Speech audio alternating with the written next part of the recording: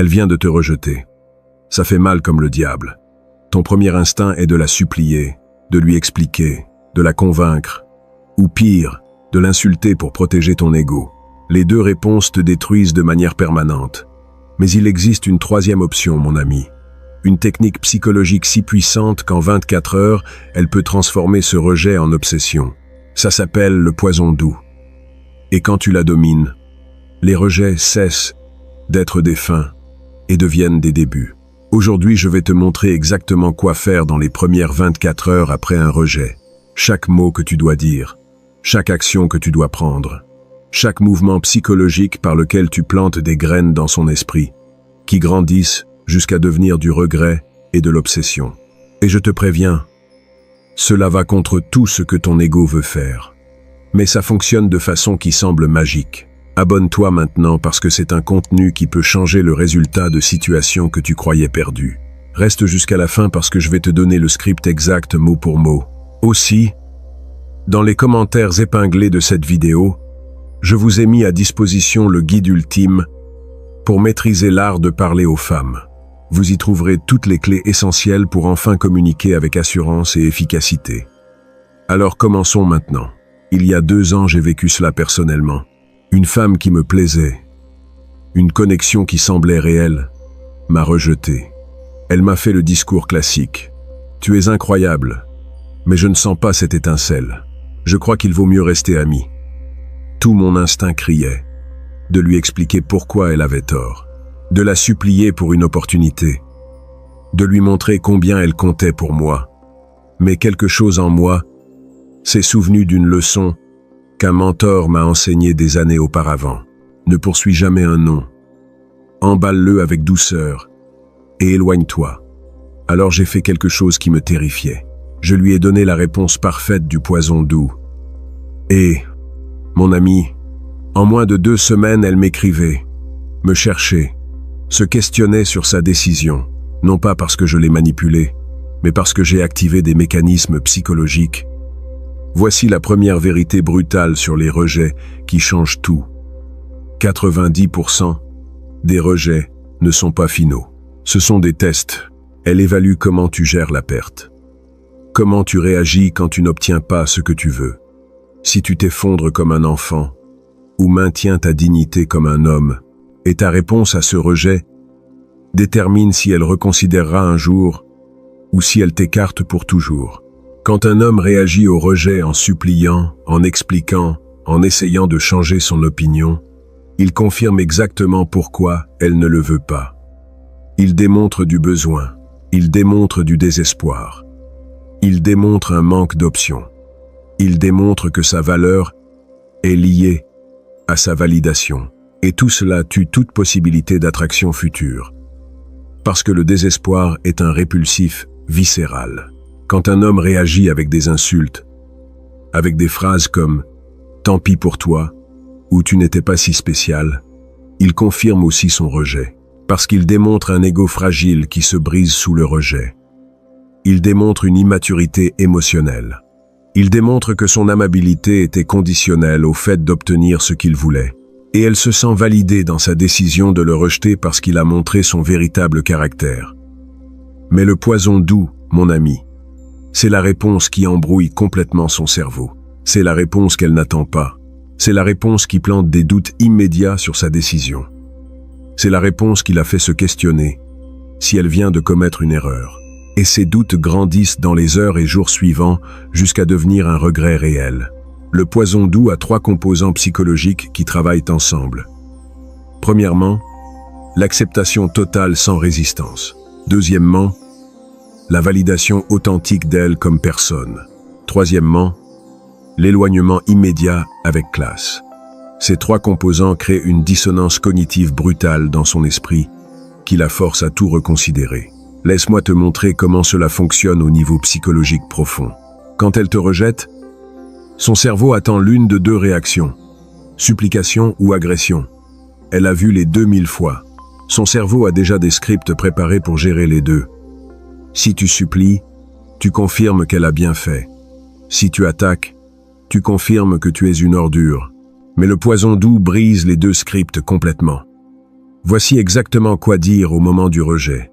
Écoute chaque mot, parce que le timing et la livraison sont critiques.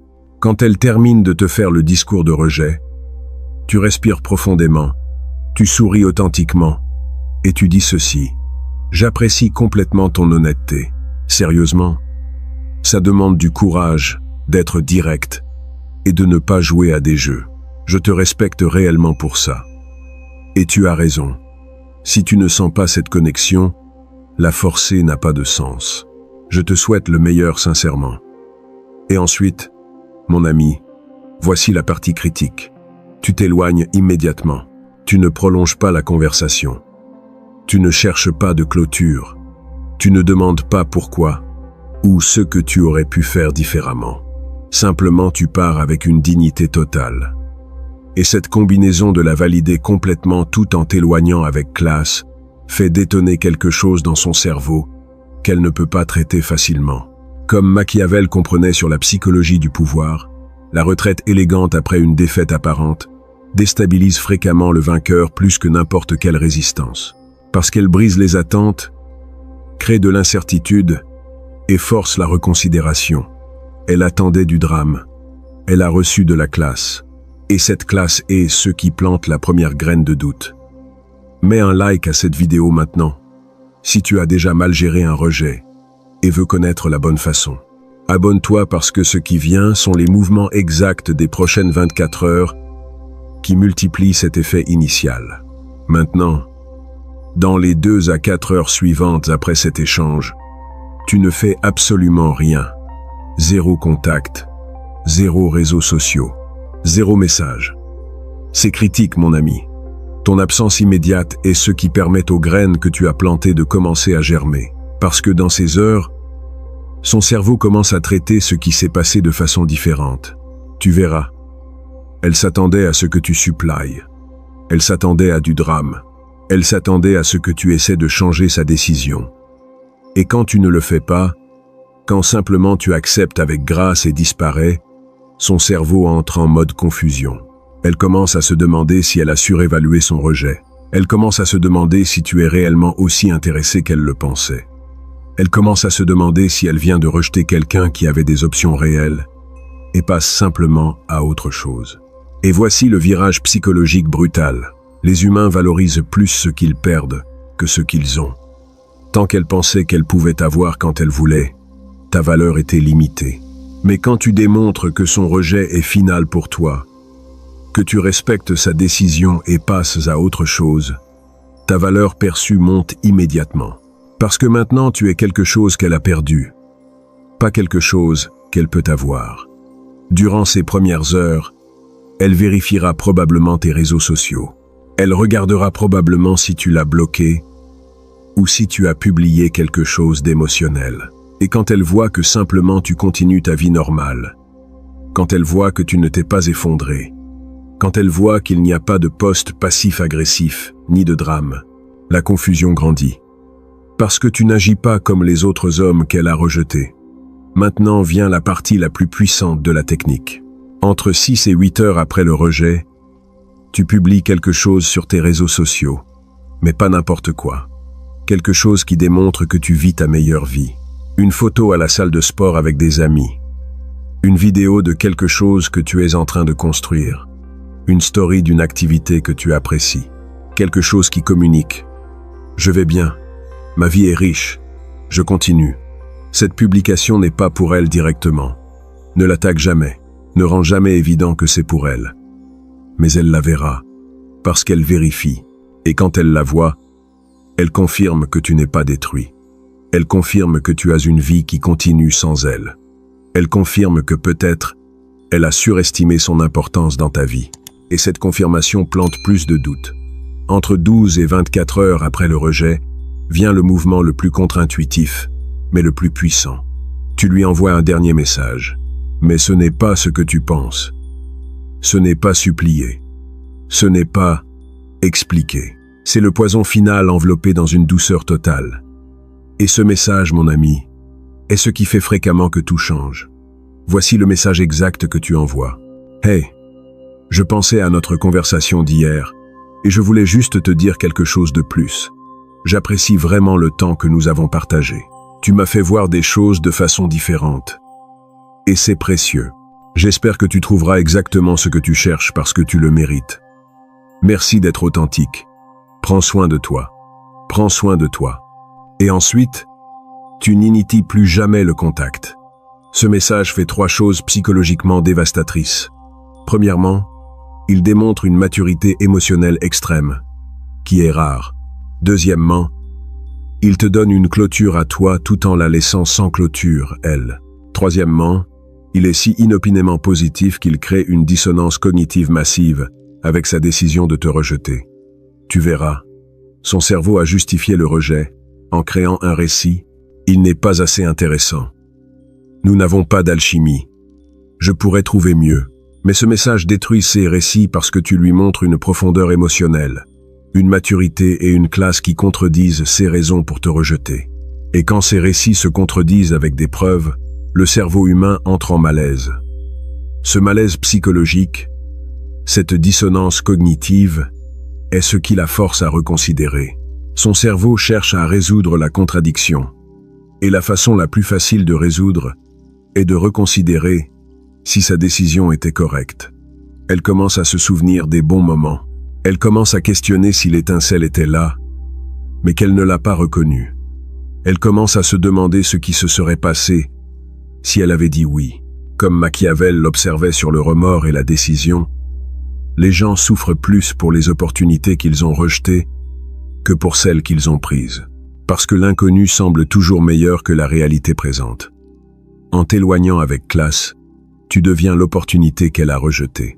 Et ça la tourmente plus que n'importe quoi que tu pourrais dire. Maintenant, laisse-moi t'expliquer pourquoi cette technique fonctionne quand la supplication et l'agression échouent. Ça a à voir avec un concept psychologique appelé la réactance. Quand quelqu'un essaie de te persuader ou de te forcer à quelque chose, ton cerveau réagit en résistant plus fortement. Mais quand quelqu'un te donne une liberté totale sans pression, ton cerveau se détend et reconsidère volontairement. Quand tu supplies après le rejet, tu crées de la pression. Et cette pression active la réactance, elle résiste plus fortement. Elle se convainc plus profondément qu'elle a bien fait. Mais quand tu acceptes totalement sa décision, quand tu ne crées aucune pression, quand en fait tu la valides, tu élimines la réactance. Et sans réactance, son cerveau peut reconsidérer objectivement, sans se sentir forcé. C'est le poison du poison doux. C'est du poison parce qu'il plante des doutes qui la rongent de l'intérieur. Mais c'est doux parce qu'il vient t'envelopper dans un respect total de la classe et de la maturité. Elle ne peut pas être en colère contre toi parce que tu n'as rien fait de mal. Elle ne peut pas t'ignorer parce que tu as été incroyablement mature. Elle ne peut pas t'oublier parce que tu n'as pas agi comme tous les autres. Et cette combinaison est psychologiquement addictive. Maintenant, voici ce qui se passe dans les jours suivants si tu fais ça correctement. Dans 70% des cas, elle va recontacter, soit directement, soit indirectement. Un like aléatoire sur les réseaux sociaux, une réponse à ta story, un message décontracté sur quelque chose d'aléatoire. Toutes sont des façons de rouvrir la communication parce qu'elle ne peut pas te laisser partir si facilement. Et c'est ici que la majorité ruine tout. Quand elle recontacte, ils sautent excités. Ils pensent qu'ils ont gagné. Ils recommencent à montrer un intérêt immédiat. Et avec ça, mon ami, ils jettent tout le pouvoir qu'ils ont construit, parce qu'ils lui démontrent que son rejet n'était pas réel pour eux, qu'ils attendaient qu'elle revienne, qu'ils n'avaient pas d'option réelle. Au lieu de cela, quand elle recontacte, ta réponse doit être amicale, mais pas disponible.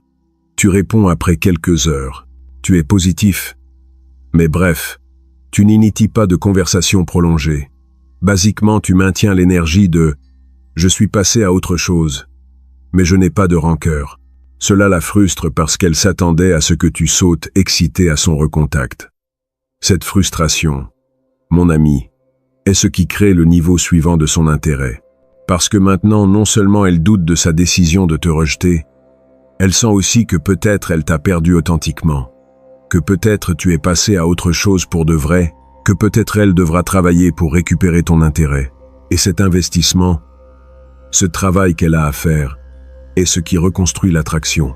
Comme Machiavel le comprenait sur la valeur et l'effort, les gens valorisent ce qu'ils doivent travailler pour obtenir, pas ce qui leur est donné librement. En faisant qu'elle travaille pour récupérer ton attention après t'avoir rejeté, tu inverses la dynamique complètement. Maintenant, elle est en position de poursuivante. Et les poursuivants valorisent toujours plus. Maintenant, laisse-moi te donner les erreurs fatales qui détruisent le poison doux, même si tu fais tout le reste parfait. Erreur 1. Envoyer des messages ivres ou émotionnels entre les 24 heures et le recontact. Un seul message nécessiteux détruit toute la classe que tu as montrée. Maintiens une discipline totale, mon ami. Erreur 2. Stalker ses réseaux sociaux. De façon évidente. Si tu regardes toutes ces stories immédiatement, elle sait que tu es obsédé. Erreur 3. Parler d'elle avec des amis communs. Si ça filtre que tu parles d'elle, que tu es blessé, que tu es confus, ça détruit l'image que tu es passé à autre chose. Garde ton processus privé. Erreur 4.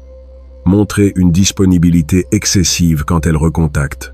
Si tu es toujours disponible, si tu réponds en quelques secondes, si tu sautes sur n'importe quel plan qu'elle propose, tu communiques que tu n'avais pas d'option et que tu l'attendais. Erreur 5. Et c'est la pire. Expliquer la technique si ça marche et qu'il revienne. Jamais, au grand jamais, ne lui dis que tu as utilisé une stratégie. Si elle demande pourquoi tu as aussi bien géré le rejet, dis simplement que tu respectes les décisions des autres personnes et que tu ne vois pas l'intérêt de supplier. Maintiens le mysticisme. Parce que le pouvoir du poison doux vient du fait de paraître authentique, pas calculé. Maintenant parlons des 30% de cas où elle ne recontacte pas, ou authentiquement, elle passe à autre chose. Mon ami, ça aussi c'est une victoire.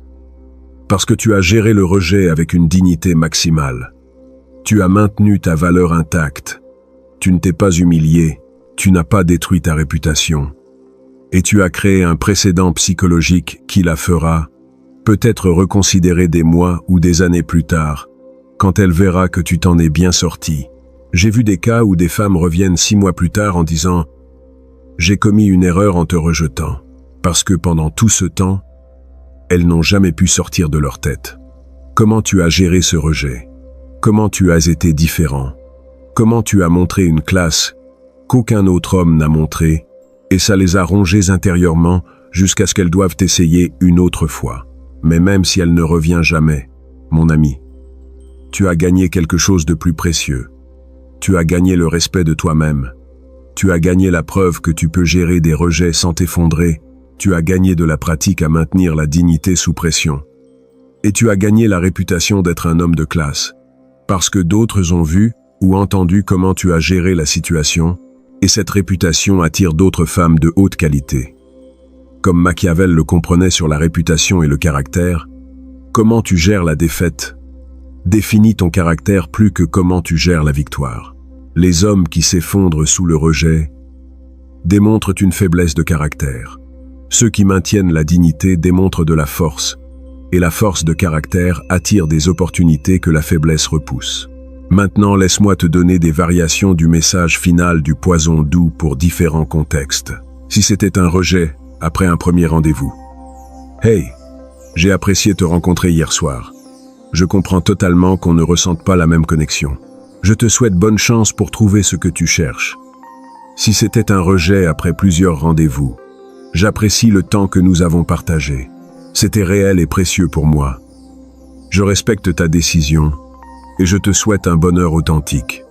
Si c'était un rejet de quelqu'un que tu connais depuis longtemps, je valorise trop notre amitié pour que ça la gâche. Je suis désolé si j'ai rendu les choses inconfortables. J'apprécie ton honnêteté et je veux juste que tu sois heureuse. Si c'était un rejet après une relation qu'elle a terminée, je comprends ta décision et je la respecte. Merci pour les bons moments. Je te souhaite tout le meilleur pour la suite. Note le modèle, mon ami. Toujours validation totale. Toujours respect de sa décision. Toujours lui souhaiter du bien authentiquement. Toujours brièveté. Jamais d'explication. Jamais de supplication. Jamais. de culpabilité. Juste de la classe pure enveloppée dans une acceptation totale. C'est ce qui crée le poison qui la ronge de l'intérieur, tandis que ça paraît être une douceur totale de l'extérieur. Maintenant, laisse-moi te donner le cadre mental dont tu as besoin pour exécuter ça sans faillir. Premièrement, tu dois authentiquement être en paix avec le rejet. Tu ne peux pas feindre cette paix. Tu dois arriver au point où authentiquement tu penses « Si, elle ne me veut pas, je n'ai pas besoin d'elle, parce qu'il y a d'autres options. » Cette mentalité doit être réelle, ou elle transparaît comme fausse. Deuxièmement, tu dois voir le rejet comme une information précieuse, pas comme une attaque personnelle. Elle est en train de te dire qu'elle n'est pas compatible. Ça t'économise du temps à poursuivre quelqu'un qui ne convient pas. Remercier cette information, au lieu de lui en vouloir, te libère émotionnellement pour exécuter la technique correctement. Troisièmement, tu dois te rappeler que ta valeur n'est pas déterminée par son acceptation. Ta valeur est interne. Elle vient de qui tu es, ce que tu construis, comment tu vis. Son rejet ne change rien à ça. Maintiens cette perspective. Et la classe vient naturellement parce que tu ne protèges pas un ego fragile. Quatrièmement, tu dois avoir des options réelles, ou être en train de construire vers elle. Si elle est ta seule option, le désespoir filtrera. Mais si authentiquement tu as d'autres femmes intéressées, ou si tu es concentré à construire une vie qui en attirera d'autres, l'abondance se communique dans ton énergie sans mots. Et cinquièmement, tu dois être prêt à ce que l'éloignement soit permanent. Ne fais pas le poison doux en espérant que ça marche. Fais-le parce que c'est la réponse correcte, peu importe le résultat. Fais-le pour maintenir ta dignité, pas pour la manipuler. Cette authenticité est ce qui lui donne un pouvoir réel. Si cette vidéo te montre comment transformer les rejets en opportunités, mets un like maintenant même. Abonne-toi parce que la prochaine vidéo va approfondir sur comment gérer la phase de reconnexion quand elle revient. Quoi dire? Comment agir? Comment reconstruire? Depuis une position de pouvoir, nous allons conclure avec le principe final. Le poison doux fonctionne pour une raison fondamentale. Il brise toutes ses attentes sur comment les hommes gèrent le rejet. Elle a rejeté des douzaines d'hommes. Tous se sont effondrés ou ont attaqué. Toi, tu ne fais aucun des deux. Au lieu de cela, tu montres une maturité émotionnelle qui est si rare qu'elle la force à tout reconsidérer sur toi. Parce que si tu peux gérer le rejet comme ça, que peux-tu gérer d'autre? Les hommes de haute valeur réelle gèrent le rejet avec grâce. Non pas parce qu'ils s'en fichent, mais parce que leur valeur interne est si solide que le rejet externe ne les secoue pas. Et quand tu démontres ce niveau de force interne, tu deviens le type d'homme qu'elle craint de perdre. Parce qu'elle sait que des hommes comme ça sont rares. Et en perdre un est une erreur qu'elle ne pourra peut-être jamais corriger. Récapitulons le protocole complet de 24 heures. Moment du rejet. Réponse d'acceptation totale avec validation. Première 2 à 4 heures. Silence total. 6 à 8 heures. Post sur les réseaux montrant que la vie continue. 12 à 24 heures. Message final de poison doux. Après, silence permanent jusqu'à ce qu'elle recontacte. Et si elle recontacte, réponse amicale mais pas disponible. Ce protocole transforme les rejets en opportunités 70% du temps. Et les 30% restants te laissent avec une dignité intacte et des leçons précieuses. C'est gagnant-gagnant si tu l'exécutes correctement. Mais ça requiert une discipline émotionnelle que la plupart n'ont pas. Ça requiert d'être prêt à la perdre pour avoir une chance de la gagner. Et ce paradoxe est ce qui fait que ça fonctionne. Partage cette vidéo avec ce frère qui vient d'être rejeté et envisage de supplier. Sauve-le de cette erreur. Montre-lui qu'il y a une meilleure façon. Et écris en commentaire si tu as déjà utilisé quelque chose de similaire et comment ça a tourné. Je veux écouter tes histoires de terrain, mon ami. Rappelle-toi, le rejet n'est final que si tu le gères comme un enfant. Mais si tu le gères comme un homme, si tu montres de la classe quand tous les autres montrent du désespoir, si tu plantes le poison doux dans son esprit tout en maintenant une dignité totale, ce rejet peut devenir le début de quelque chose de mieux, ou la fin avec ta valeur intacte, Les deux sont une victoire. On se voit dans la prochaine vidéo. Et prépare-toi, parce que nous allons couvrir exactement comment gérer la phase de reconnexion quand elle revient repentante. Comment reconstruire sans perdre de pouvoir. Comment t'assurer que cette fois ce soit selon tes termes. On se voit là-bas.